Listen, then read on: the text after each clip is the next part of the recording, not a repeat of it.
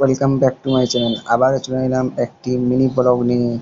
আজ বিশ্ব নবী দিবস, তাই দ্বারিকা জুম্মা মসজিদ কমিটির তরফ থেকে যে আমার নবীর সুন্নত সকলে একসাথে মিলে দাওয়াত কবুল করা, তা আজ গোটা গ্রামবাসী মিলে একত্রিত হয়ে দাওয়াত কবুল করলাম। সেই দাওয়াতের মধ্যে থাকছে খিচুড়ি, পায়েস, চাটনি এবং একটি সবজি। তো আমি দেখাচ্ছি আপনাদের আজকের প্রস্তুতি।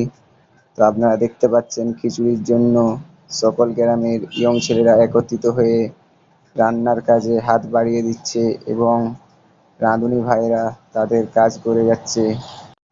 এখানে দেখতে পাচ্ছেন সবজি কাটা চলছে, যেখানে লাউ কাটা অলরেডি হয়ে গেছে, আলুও কাটা হয়ে গেছে এবং দেখতে পাচ্ছেন কুঁদরিও কাটা হয়ে গেছে।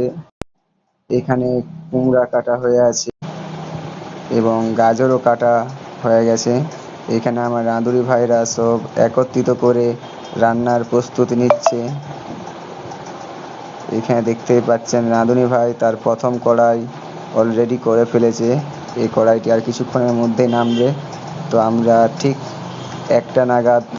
এখানে কিন্তু চাটনিও থাকছে, দেখতে পাচ্ছেন চাটনির কাজ চলছে এবং এখানে রাঁধুনি ভাইদের আজ যে গরমের কারণে একটু কষ্ট হচ্ছে সেটা আমরা বুঝতে পারছি এবং রাঁধুনি ভাইদের সাথেও আমরা সহযোগিতা করছি।